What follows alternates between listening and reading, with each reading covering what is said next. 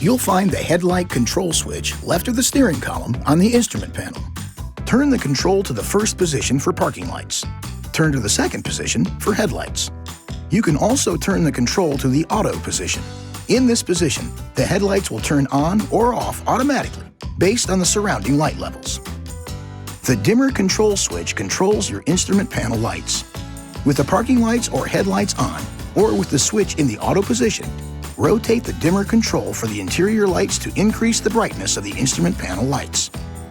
Rotate to the next position to brighten the odometer and radio controls when the parking lights or headlights are on.